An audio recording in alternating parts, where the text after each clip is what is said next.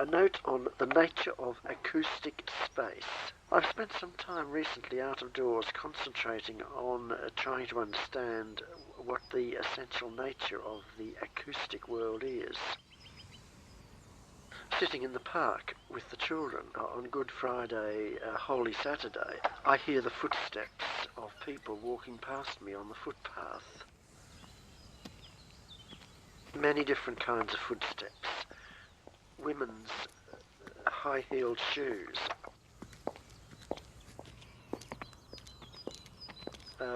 Shoes that sound like flip-flops.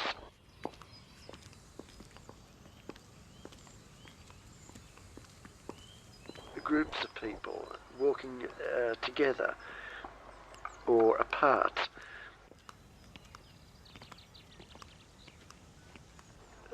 Children toddling along with rapid steps.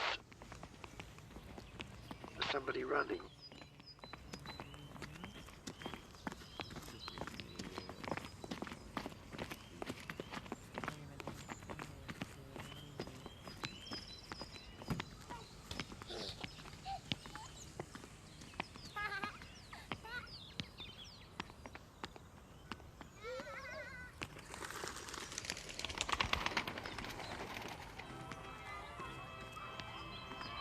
They come from this side and that side. They mingle and separate and pass me.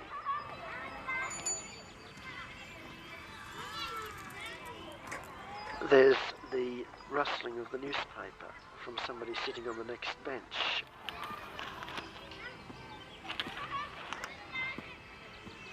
And the murmur of conversation from people sitting on the same bench.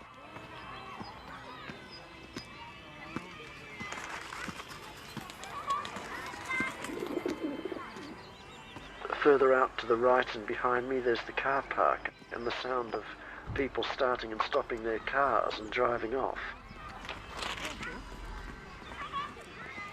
Way off to the left there's the main road and the noise of the heavy traffic roaring past in the distance.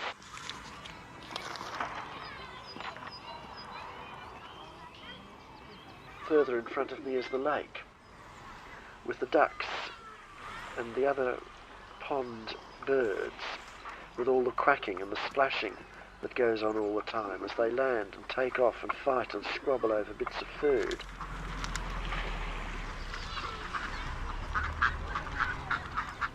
There's the splash of the paddle boats and the little children crying out. Further off there's the different sound of the rowing boats out on the larger lake.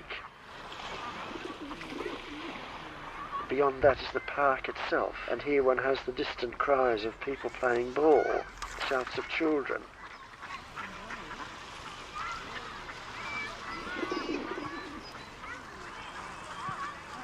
This is all set against the breeze blowing in the trees behind me. And the myriad voices and sounds coming from all of these directions create a panorama of music and information which is absorbing and fascinating.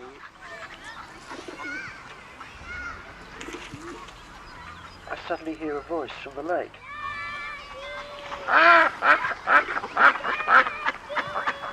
My children are there, and previously they were not there, not until they cried out.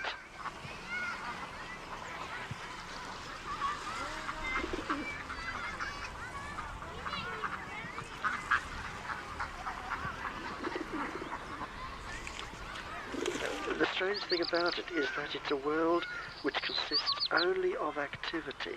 Every sound is a point of activity. Where there is no activity, there's no sound, and then that part of the world dies.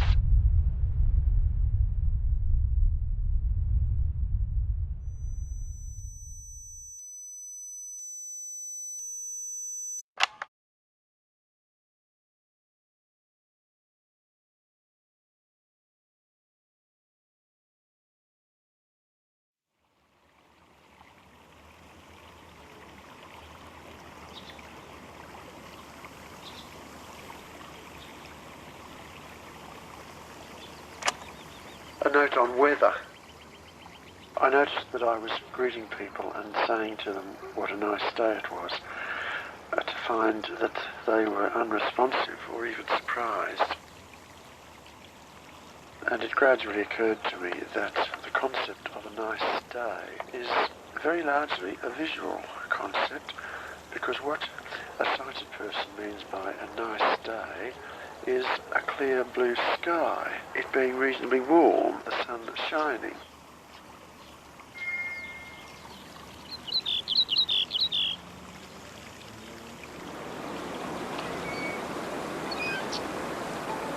In the blind person's appreciation of weather, wind takes the place of sun.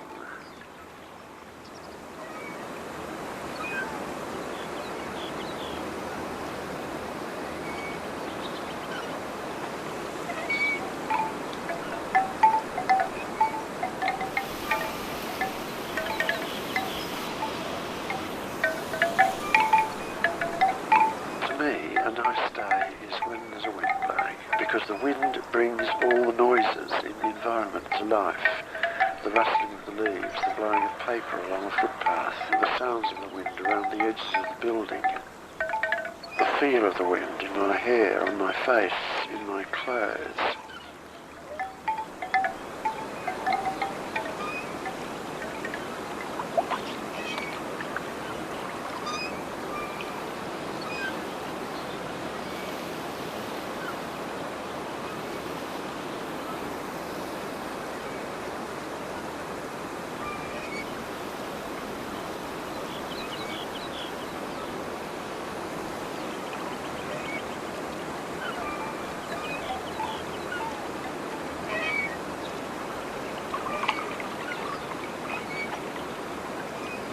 To a blind person, thunder would always be interesting and exciting because it suddenly puts a roof over his head.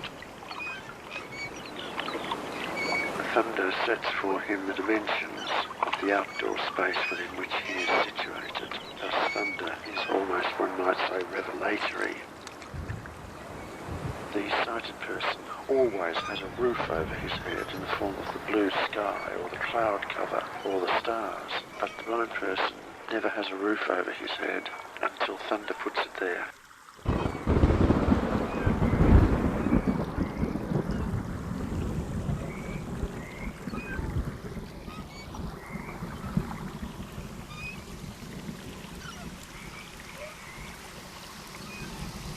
The same is true of the sounds of the wind in the trees. It gives space.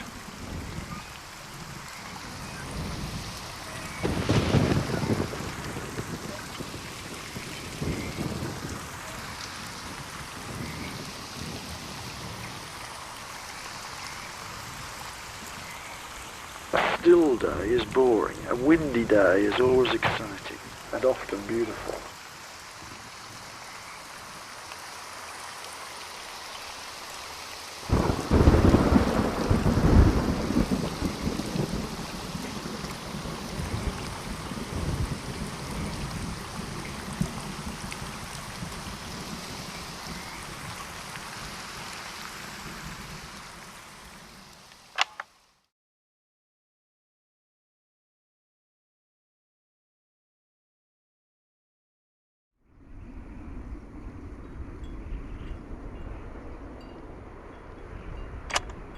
The earliest experience of panic which I can remember in connection with blindness took place in the middle of December, on a dark afternoon when snow had been predicted.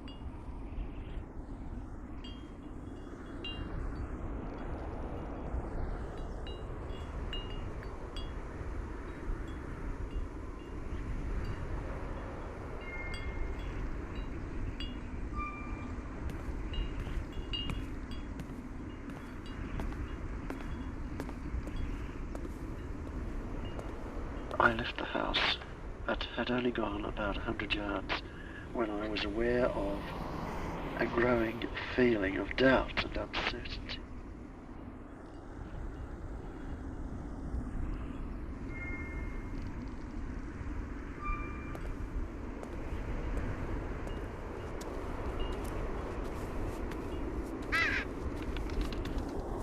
I was intensely aware of the fact that I was going through nothing, through an intensely cold nothing, going nowhere, entirely alone.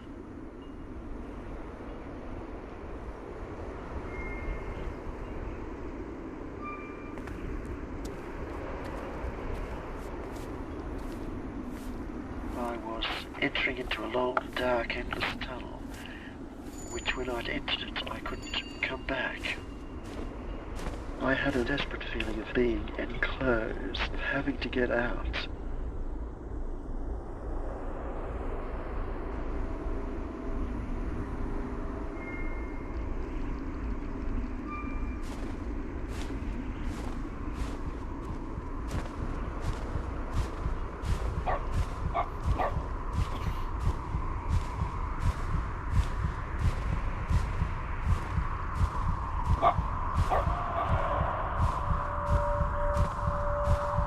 I had a dreadful sense of impending doom. A desperate need to break through this black curtain, this black veil which surrounded me, to come out into the world of light out there. I turned around and walked back to the house.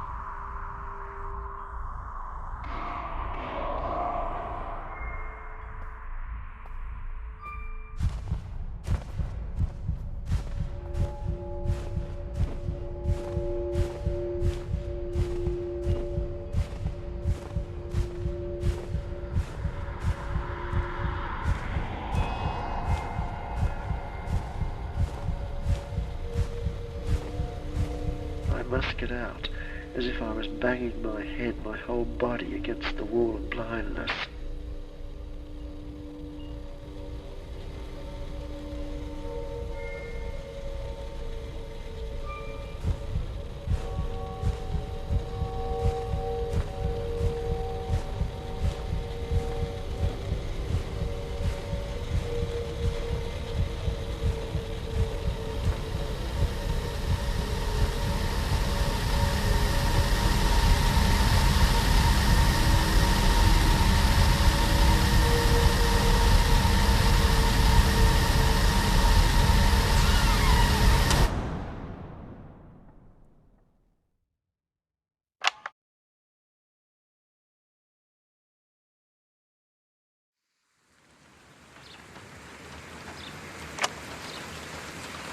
On the experience of hearing rain falling.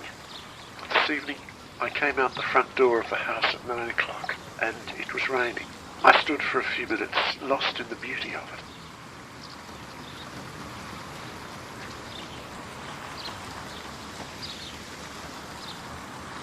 If only there could be something equivalent to rain falling inside.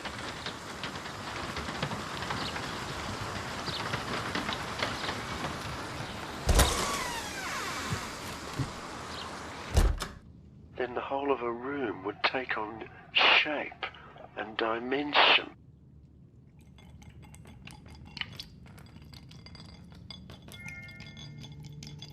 Rain brings out the contours of what's around you, in that it introduces a continuous blanket of differentiated and specialized sound, uninterrupted, which fills the whole of the audible environment.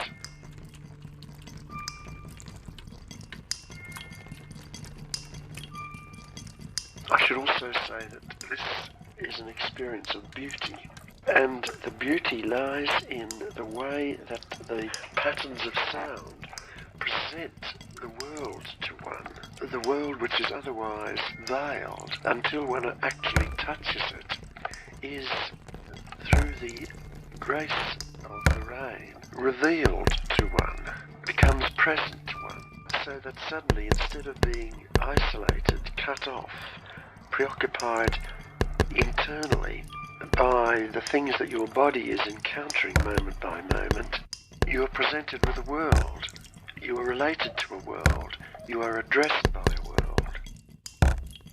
Why should this experience strike one as being beautiful? Cognition is beautiful. It is beautiful to know.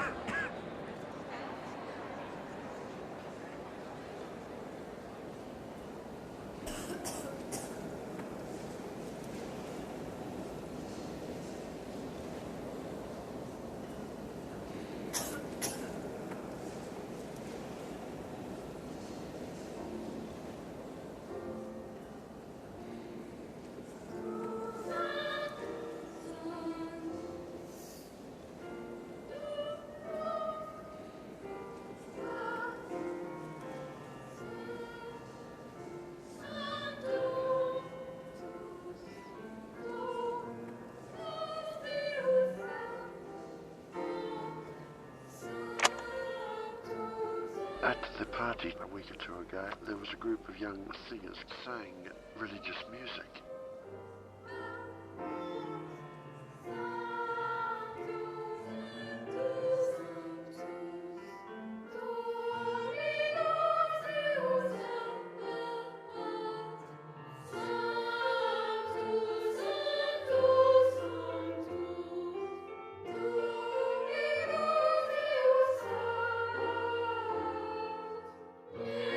This was so beautiful and delightful to hear, and I was standing so close to them. I listened with real ecstasy, and it was just a lovely experience.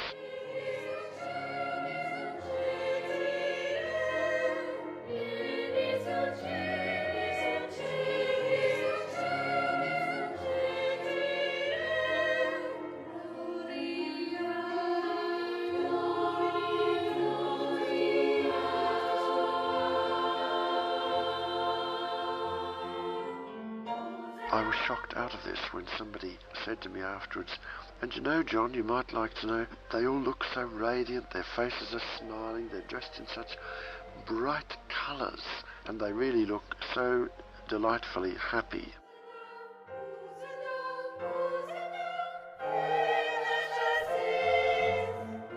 I was, in a way, glad to have this information, but what moved me was the sound, and I do not think that my pleasure at the sound could have been increased by sight or by a description of what I would have seen if I had sight.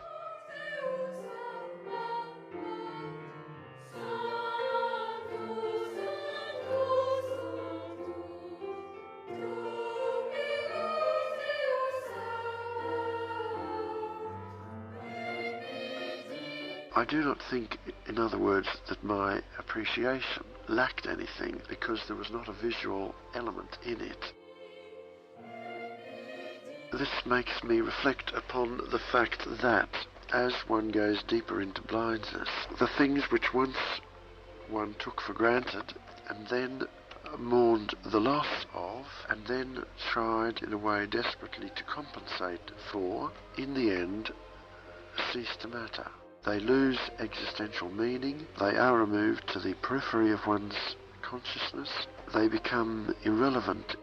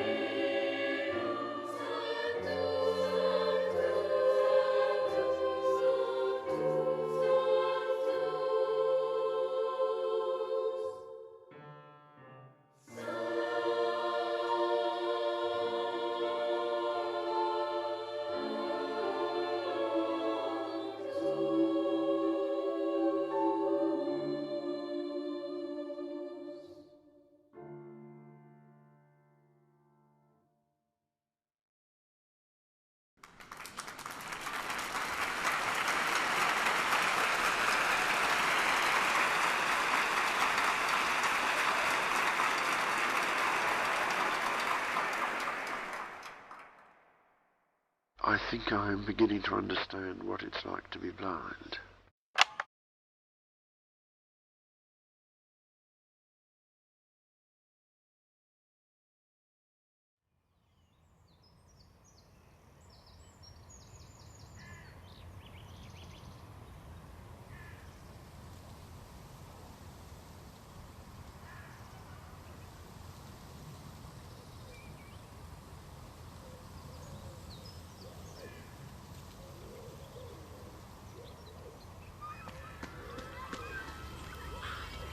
It is strange going back to these memories after more than 30 years. It's like reopening an old wound. Perhaps disability is like that. At one level, of course, you get used to it, you heal, you forget. But then something like this comes along and it's as if there's a running sore far beneath that has never been healed.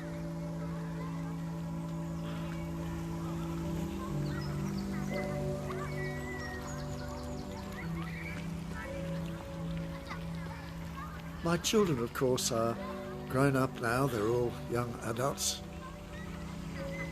Would I have got to know them better had I seen them all these years?